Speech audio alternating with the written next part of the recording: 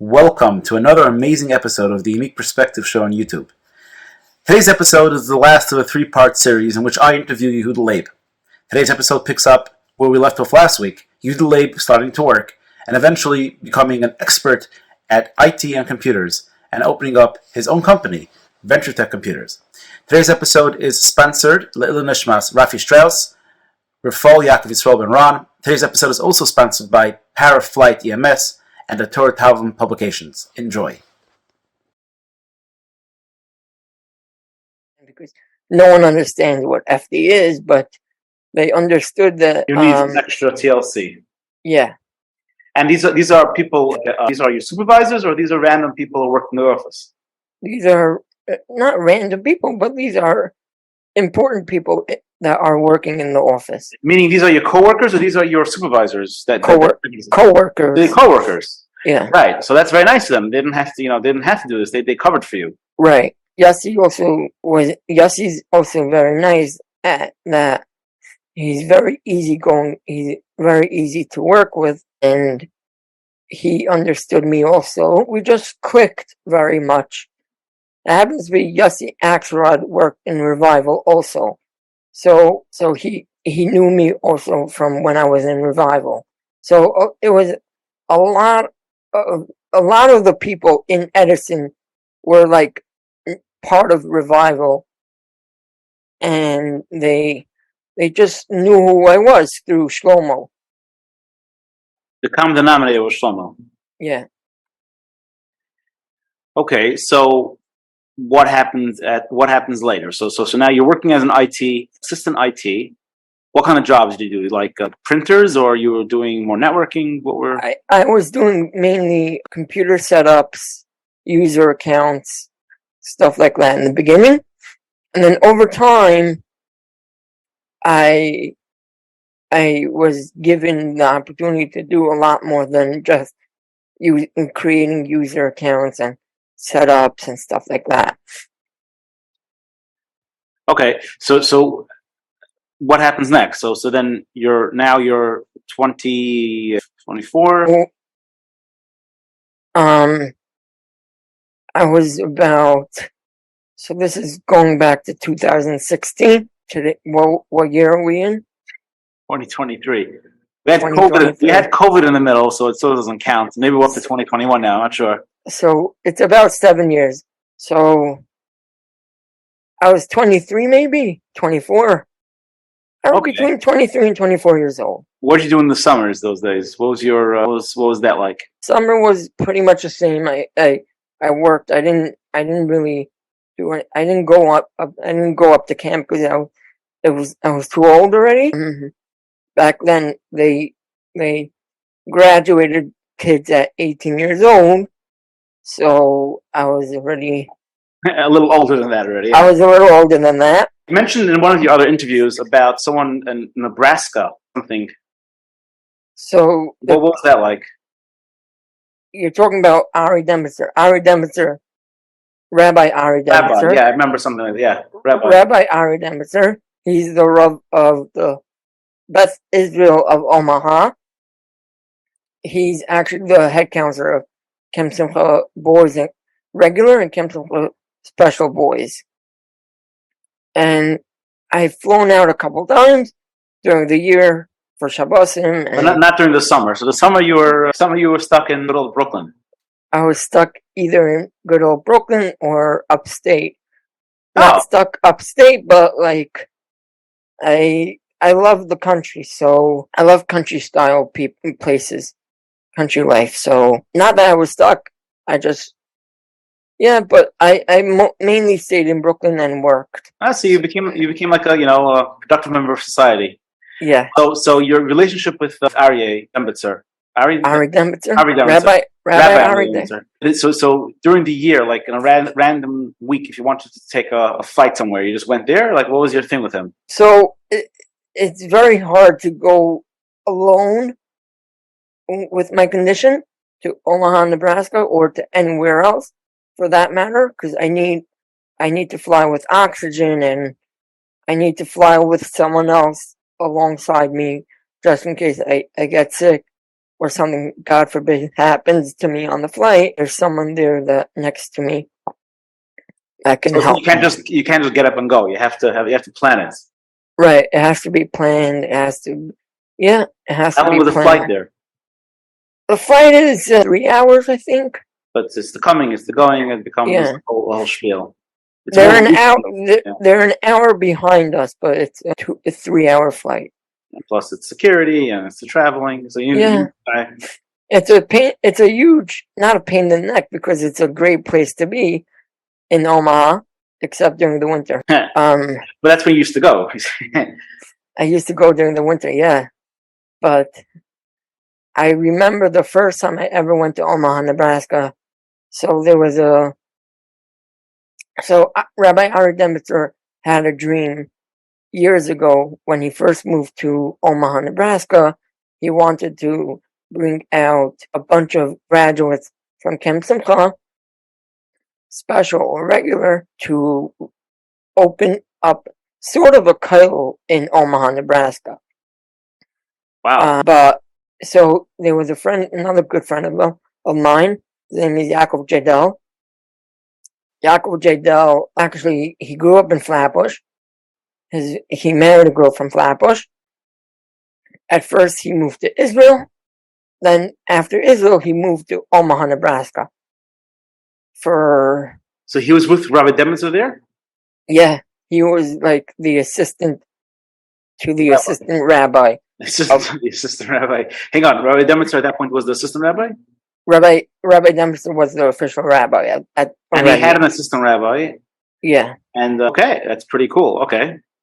No, but the reason why Yaakov Jadel went is because he's that type of person that he doesn't mind living anywhere, especially with his wife, who's very chilled and whatever. So it's they had one kid, baby, and so they were flexible a little bit. Yeah, and it happens to be his wife went to school in Omaha, Nebraska. What's the chances of that? What kind of school is there? So she actually, I guess for all her life, I guess she wanted to become a doctor in the medical field. So she did her undergrad in Omaha, Nebraska. Oh, wow. Yeah. So she went from Brooklyn to Omaha, Nebraska. And with a stop in Israel for a little bit. So this is after she was married. She went to school after she was married and she went there. Yeah. Right. Anyway, so you guys, so you were there while he was there as well? So the first trip, he was already living there. What happened was even crazier. He made a trip. He went on the trip, the first ever trip to Omaha, Nebraska, literally a week after he got married. Like, he had just finished Shabbos Sheva Brachas and Sheva Brachas, and they both flew out there with the trip. Wow. That's a commitment. Yeah. That's a huge commitment. All right. So anyway, so those are your days. So, all right. So. And I still tried to go there. Well, now you mean? Yeah. Man. All right. So let's go to the next year, a year later. So right now, let's say you're 25, 26. So 2016, that was 2016. 2017, I was already very much involved in the IT industry, still working for Edison Home Healthcare, and I decided to start my own thing on the side. A side hustle, make extra money, as much money as I'm able to make. So I decided to start repairing computers, whether it be laptops, desktops, building computers some here and there. So I started a side hustle. It was actually called Yehuda Blonder Computer Repair.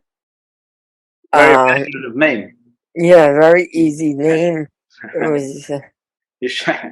Okay. And yeah, I did it from time to time when people called me. People called me every now and then, not often enough, but it was whatever. It is what it is, right? So that was 2017. I started it. You had clients, like people knew you from word of mouth. How did people get to know you? People literally, like, people heard my name and said he's good and at what he does, and they gave my number to other people that needed it. That's okay. So organic growth. Yeah, Organic growth. slowly but organically. All right. So then but you were still working full time for your day. So I still was working full time for Edison Home Healthcare. As the years went on, 2018, 2019, it got bigger and bigger. Baruch Hashem, got a lot more clients here and there. Still not enough to personally go out on my own. But then 2019, towards the end of 2019, we had something called COVID. Oh, I've heard of that. Is that like a Chinese thing or something? I'm not really sure what it was, but so we had COVID and everyone was pretty much at home and doing their own thing. So, but I was still working for Edison, and yeah, we were working from home doing. How could you do? I was wondering. You're saying when you were working in revival, right? So you're working for revival. You were able to do, let's say, some things remotely.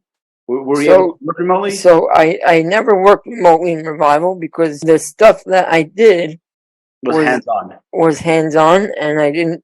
And also, Shlomo being Shlomo, he didn't let Yossi Axelrod have me email on my phone back then. He was worried you can work too hard. Something like that. Or and then how could you do computers on a computer? Meaning, how could you work remotely? So a lot of it was done remote. A lot of the stuff from Edison Home Healthcare was already online, so I was able to log in remotely to people's computers and you were able to do this even when you were sick. As long as you had something. I mean, not when you're sick, but as long as you're able to sit at a computer, you can work and work. Correct. As long as I was able to sit at my computer and log in, I was able to work. How was the relationship with the people in the office besides the Yossi? And, it was amazing. Baruch Hashem. Ali's assistant. I'm not going to go name by name because there was a lot of people, and I don't want to leave anyone out. So, but they were all very, very nice to me, and we all became like a small big family in Edison Home Healthcare. We speak every day still, and yeah. So that was end of 2019, beginning of 2020. Oh, hang on. I'm sorry. There's some noise coming after they with it. Give me a minute. I'm sorry. Turn the recorder off, if you don't mind. So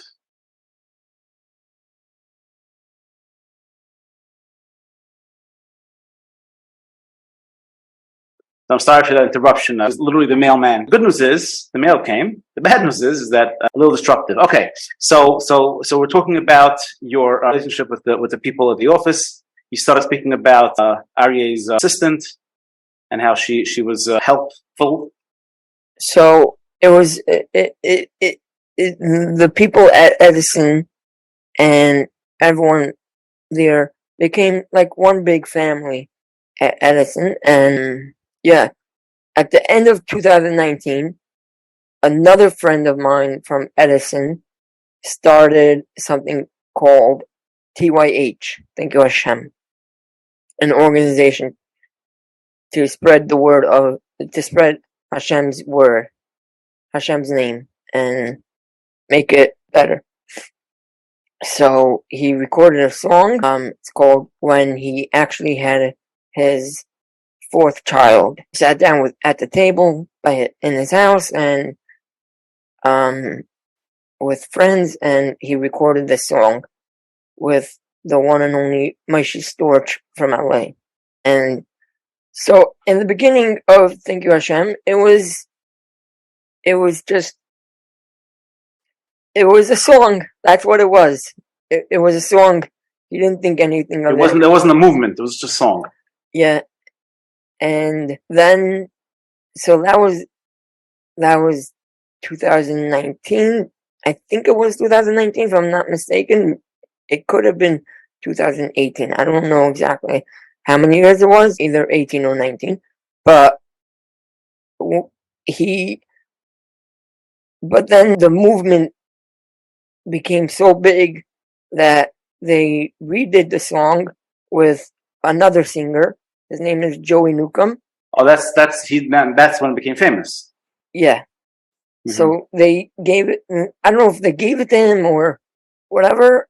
He redid the song, and ever since then, the Thank You Hashem became so big and so massive that it's a amazing organization.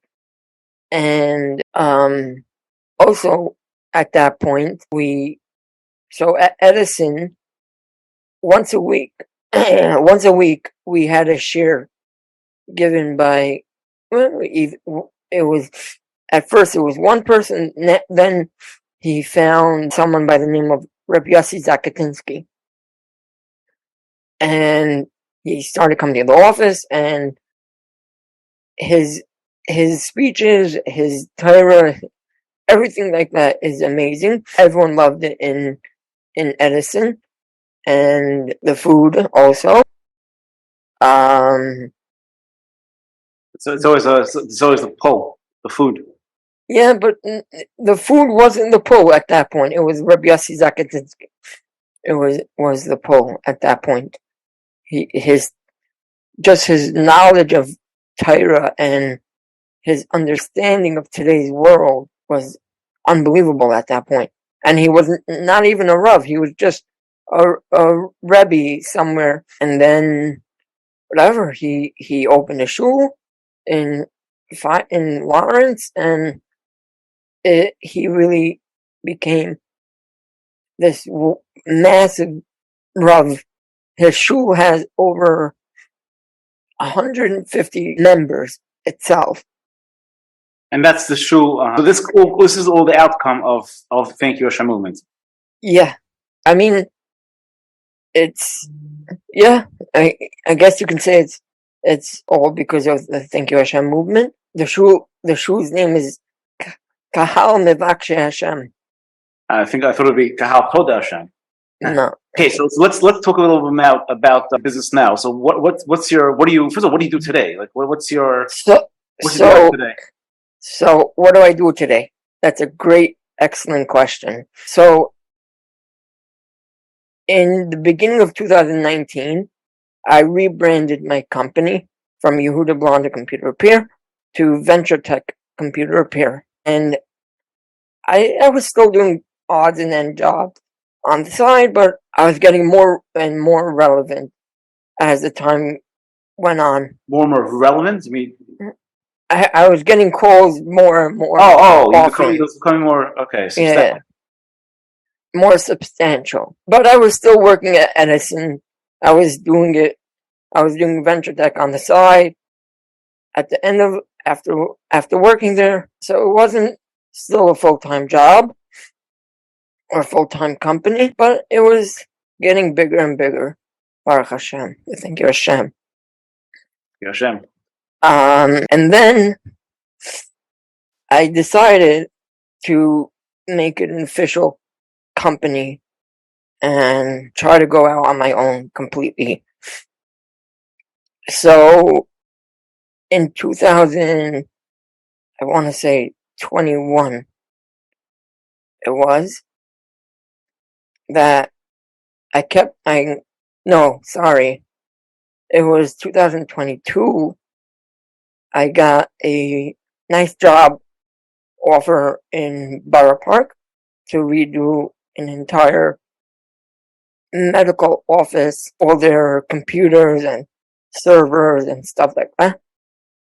Thank you to my friend Tony Weiss, who actually gave me this guy's number from the medical office in Borough Park. So, yeah. So you realized that this is something you could do on your own, and something maybe to do on full time. Right. So, but it was very hard to go out full time. Because of your allegiance to Ari Weiss? It was because I still have a very, very amazing relationship with Aryeh Weiss and the Zakon family, but it was still not big enough for me to go out on my own completely. I'm actually, and then, so that was in the beginning of like February, March of 2022. And it took me a while to do it, but Baruch Hashem, I was able to get everything working there, and they're very happy with what I did there. So that gave you the confidence to That sort gave me the confidence to go to find more, whether it be small companies or big companies, to try to go out on my own full time. as a unique perspective show listeners know, Venture Tech is a corporate sponsor of Unique Perspective show. So what do you do today? Like, how does that work? If let's say you have a computer that's broken, I just call you up and you fix it. Like, what is it? So, is it more of IT support? Is it more setup? Is it more computer building? What do you do? I do anything IT related, whether it be building computers, fixing laptops, fixing desktops, setting up offices, running their IT department, whether it's a big office, small office. That's what Venture Tech does. Well, what is your, you've been doing this for a little while. What was your biggest job? So you really had to fully focus on that one thing and make sure that it works. The podcast is a full thing. Well, yeah. I hope they pay you enough. I'll give you half what I'm getting from this this interview. But no, I'm kidding with that. But in October of 2022, I was sitting in my house. It was Erev Sukkot, and someone posted on a dedicated business WhatsApp group that I'm on. I don't know how I got onto it. Don't ask me how. Well, you're Jewish, so I think that's a prerequisite to being on many WhatsApp groups. So you don't know how you got on there. Yeah, but I got on it, and someone posted that he's looking for either a remote IT support company or in-house support company or IT person. So randomly, I decided to post Venture Tech's contact number, and I said, call me if you have any issues. So this guy called me the next day, and we were schmoozing for literally 5 minutes, and we hung up. Whatever. And I still didn't think anything of it. And about a week later, Hakol took us at a small video call with the CFO and the CEO. What is this? So this is a childcare company. Is it a big one, a small one? They have how? So I still didn't really know at that point what it was. All I did know was what their former IT person was doing and the responsibilities of what he did. And this figured is something you can do. So I looked at the sheet. I said, wow, this is something I could do. Okay, fine. But they wanted me to meet. They wanted me to meet with them, with their former IT person. So we scheduled a 2-hour meeting. And by the way, I told my mother that I applied for a job. And thanks, Ma, for letting me do this. But she was very skeptical because it's a big company, and she wasn't sure if I could handle it. When you say big, what do you mean big? So I'm getting to it. So I scheduled a 2-hour meeting with their former IT person. And I still didn't know if if I was going to get it or not. I told my parents that I'm having a 2-hour meeting and that I can't be bothered for 2 hours. So I sat down in my office and had a 2-hour meeting. After the meeting ended, I go upstairs and my mother's like, wow, how do you know all of this? I said, what are you talking about? So she's like, I came down and I overheard some of the meeting and I was just taken aback. How do you know all of this? I said, it's a really good question how I know all of this. But yeah, I went, whatever. Anyway, I had another meeting with the CEO and the CFO. And a couple of days later, I think it was. And I was like, they were like, give us a proposal of what it would entail and stuff like that. I was so not ready for that. Like, what am I supposed to do? It happens to be their corporate headquarters is located in Pittsburgh, Pennsylvania. Oh, wow. It's really out of your way. So I don't drive. So it's it's 6 hours from Brooklyn to Pittsburgh. Even if you would drive, it's not something you can just easily show up over there.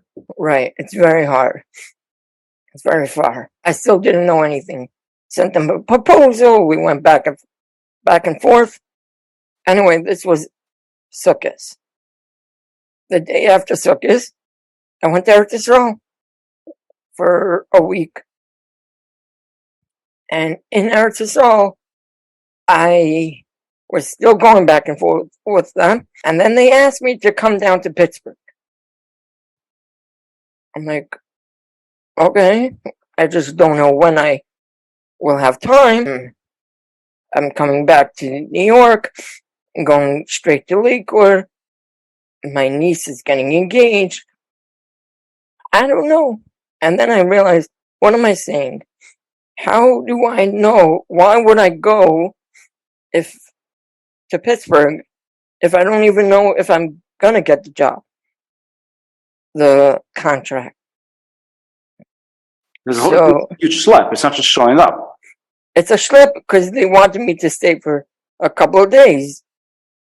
So I'm like, so I emailed them back. I said, I'm just curious, like, how will I know if I get the job or not? I'm not coming to Pittsburgh if I'm not getting the job.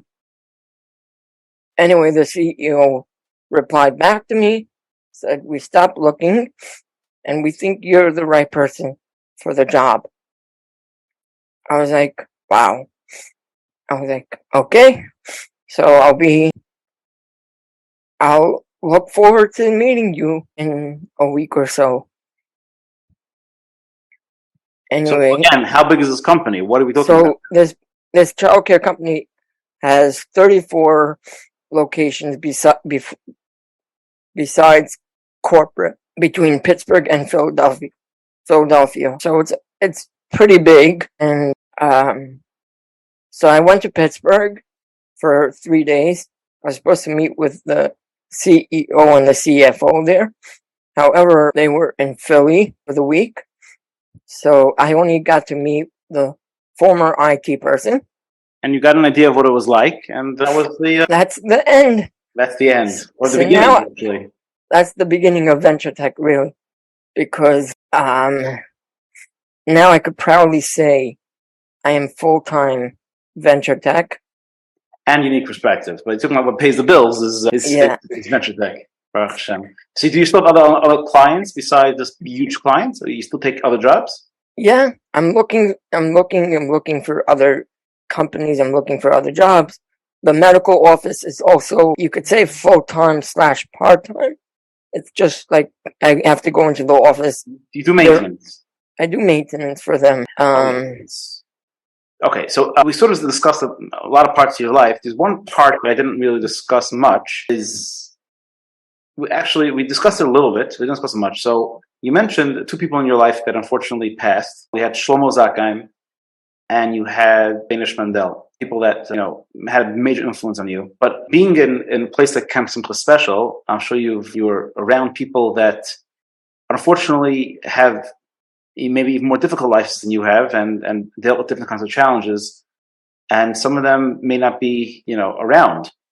So it's a good question. I mean, it's unfortunately, I knew a lot of campers from actually Camp Simcha regular. My close friend, his name was Moshe David Mermelstein. He was older than me. He actually had Yena Machla, and he was my first friend of mine that unfortunately passed away when I was, I don't know how old I was, maybe 10, 11, 9, wow. 10, 11. Wow, so you had to experience loss in a very personal way. It happens to me, it was Erev Yom Kippur. I still remember it. It was Erev Yom Kippur. My brother was his counselor in camp, and it was 2005. So I think I was 10, because it was 2005.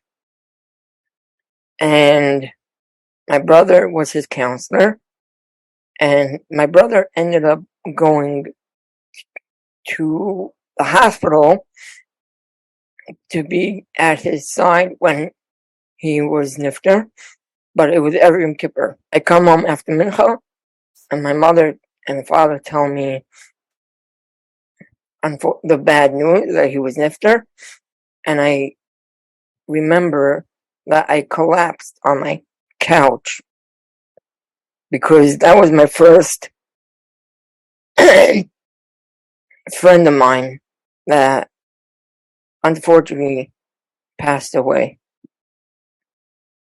Wow. And you were only 10? Yeah. Wow. Did you learn? I mean, did you speak to someone afterwards to sort of help you go through the trauma of it, or did you speak to I'm sure your parents were helpful. My parents were there. I didn't speak to anyone then because I understood that he was niftar, but I didn't really I just collapsed. Not collapsed. I don't want to say collapsed. It's a bad word. I fell on the couch after hearing the news. Was he sick before? So he was sick. I mean, obviously he was sick to a certain extent, but I think he was very sick. He was very sick, of course. It wasn't a huge shock. It was just the concept of it. Right. And as you grew older, it's something you never really get used to, is it? It's something that it's always there. And Shlomo was an older person, not a friend necessarily, even though he's friendly. He wasn't your age. Right. So they weren't my age, but I did have. I don't want to say numb. Numb is not a good word to use, but it is a good word because over the years I did have friends that were my age that unfortunately passed away, whether it was from cancer or FD even. Mm-hmm. Kids with FD passed away. So is anyone in particular that hit you hard or harder than others? Anyone you're very close to that you? Yeah. So in 2019, my close friend, he was sick for many years, but his name was Yochi Ruby Zatzal. Yochi and I were extremely close, and this is a couple months before Corona that happened in June of 2019, right after Shavuos. He was very sick at that point, but he really needed a double lung transplant. But he was he was a short kid but he was an adult. So it was very hard to find lungs for him. He had something called interstitial lung disease. And at that point, he was 24/7 on oxygen, couldn't breathe on his own, couldn't do anything on his own. And so he was in the hospital.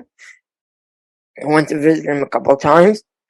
And actually, the day of his patira, so at that point, no one was allowed into the hospital room. But I really wanted to go to the hospital, be there with him. I was about to call an Uber to take me to the hospital, and so I can be there. But I couldn't pull the trigger and just call an Uber and take me. But when I got the news that he was niftar, I was actually by a friend across the street from me, and I got the news, and I ran across the street back to my house and ran upstairs, and within 5 seconds, the rains came down from heaven, meaning it started pouring, and I was very, very, extremely, extremely hurt from the news that he was niftar. Who helped you go through it? Who helped you get through it? So my parents were there.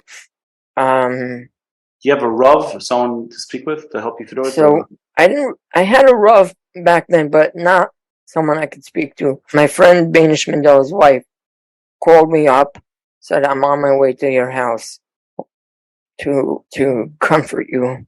Everyone called me because they all knew, all my friends called me because they knew how close I was. And I just couldn't stand the knowing that he was niftar, and a lot of my life, a lot of people in my life were niftar, but he, Banish, and Shlomo were three people that I was extremely close to, that unfortunately, fortunately and unfortunately, I'm around today and they're not. And it made me very, very upset. Like, how could Hashem take those three incredible individuals and leave me here? I just couldn't understand it. So my friend Simcha Shane also helped me through it. I went to Israel that summer for a week, so that gave me a little bit of a boost.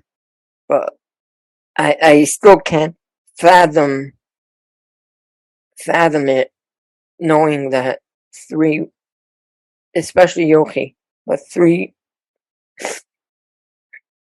close individuals of mine were taken from me. Whether they're old or young, they were young at heart, and they showed me the way how to live, and it just, it hurts me a lot. But you can't just stay in the past. So what makes you tick? What makes you tick today? What makes you look forward to the next day? Life in general, working, just being there, having other friends also helps me from day to day, minute to minute, second to second. Family, not my entire extended family, whether it be cousins, whether it's the Zakheim family, whether it's the Mendel family. I'm very close to the Zakheims. I'm extremely close to the Mendels. They are true inspirational people for me to look up to. And well, it's amazing that years later you're still close to them, which means that there was a very strong connection to begin with. Yeah, Aryeh Weiss recently just made a shidduch with his oldest kid. And so I was totally like flabbergasted. His wife texted me a picture for the l'chaim, and I was taken aback because I knew she was whatever, but I didn't know that she was actually dating or whatever. So, but for her to take time out and send me a personal invitation to l'chaim, that's extremely special, and I am forever grateful to them. Right. So, sort of wrapping this up, you sort of moved from being I don't want to say you were being a victim, but you were definitely being someone who was being taken advantage of to a certain extent, growing up a little bit, to someone who was reliant on others to a large extent, to someone who's almost self-sufficient. That's your journey. And I really, first of all, I attribute it to my family, my personal family, my immediate family, to all my siblings. I'm not going to name them because it's too many. But you know who you are, and I am extremely thankful to them. I'm extremely thankful to my parents who helped guided me and do everything. Actually, they give me the confidence for who I am today. I'm forever grateful. I'm forever grateful to Bashi Mendel, Fegi Zakheim, their kids, they're the kids who like I'm very close to, and it just goes to show you what Banish and Shlomo are doing up there with their family. And yeah, well, it's very famous. They say Yaakov Avinu never died, right? The Yaakov Avinu's legacy lives on, right? And that's the legacy of Shlomo and Banish. Yeah, and I'll tell you one quick story. When Banish was niftar, so it was fourth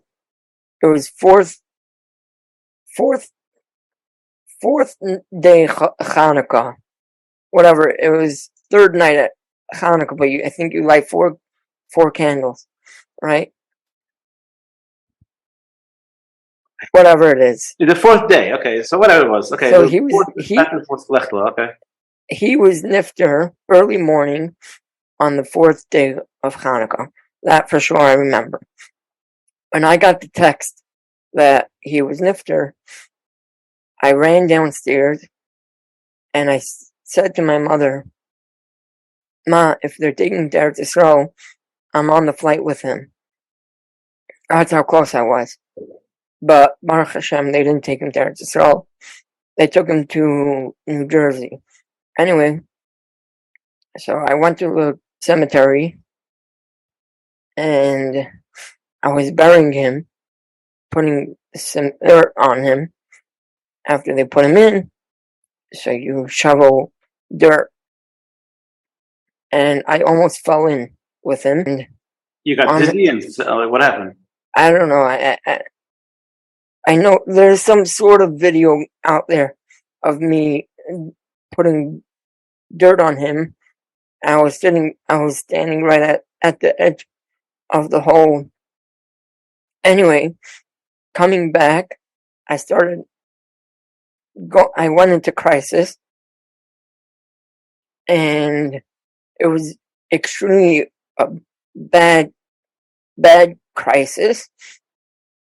I come home and I'm still in crisis, and that night my parents actually had to call Hatzalah because I stopped breathing from all the crisis, all the meds that I was taking. And the first Hatzalah guy that came into my house, he looked at my mother and he said, "This has to do with Banish Mendel." And my mother looked at him. He's like, "Yeah, you're right. It has to do with Banish Mendel. Baruch Hashem, they didn't take me to the hospital, but I needed Hatzalah that night, and it was pretty crazy. It was a long day.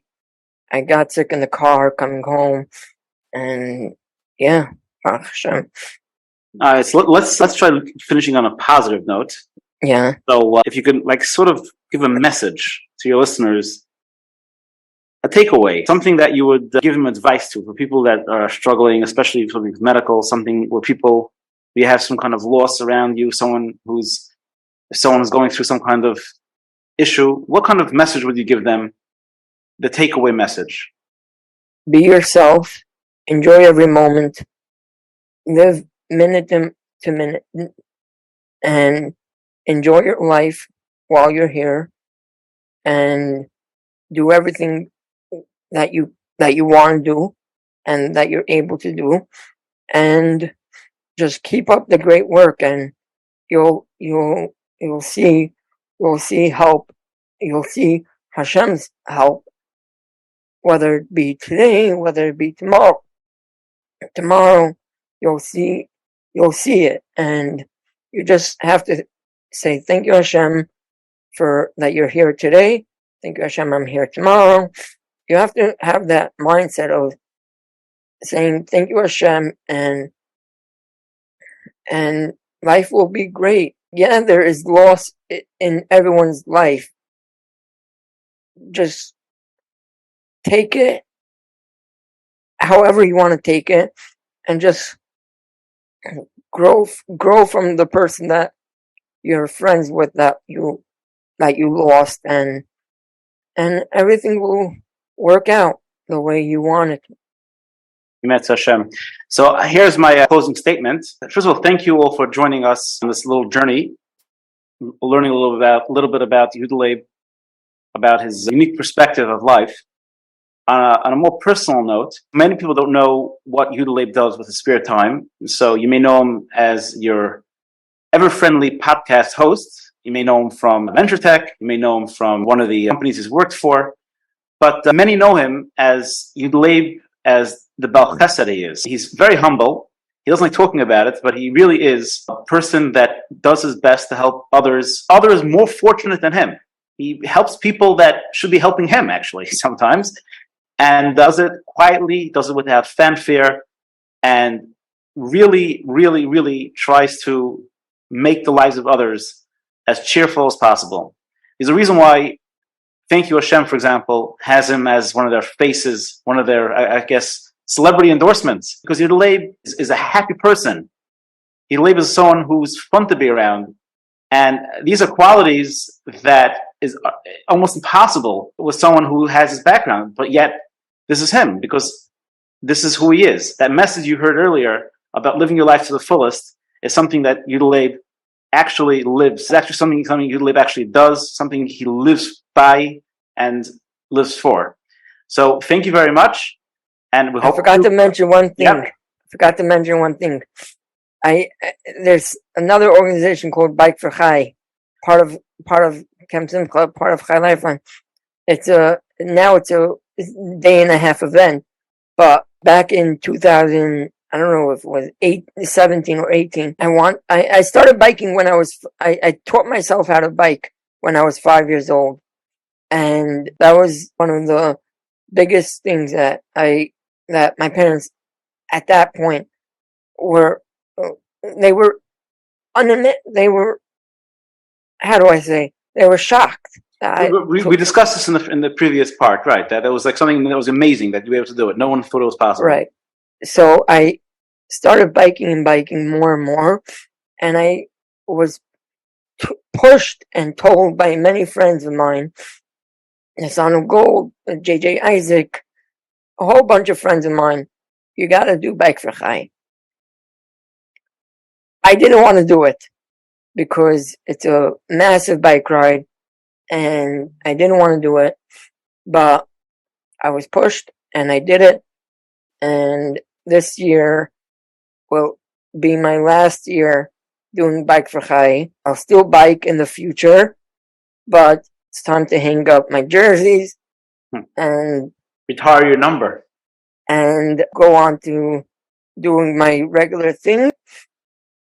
But I'll miss you guys, and whenever this airs, either I retired or I will be retiring. Just enjoy every moment of Bike for Chai. It's the best event out there. It's truly an amazing event that brings friends from far and near to one place, and that's the happiest place on earth, and that's Camp Simcha Special. And yeah, it's the biggest bike ride of the year for everyone, and everyone loves it. And yeah, can't end on a better note than finishing at the happiest place on earth. Okay, and if I guess if he really wants to plug his donation page, no, I'm not going to do it. Okay. No. Okay, thank you all for listening, and keep chugging. Okay, bye-bye.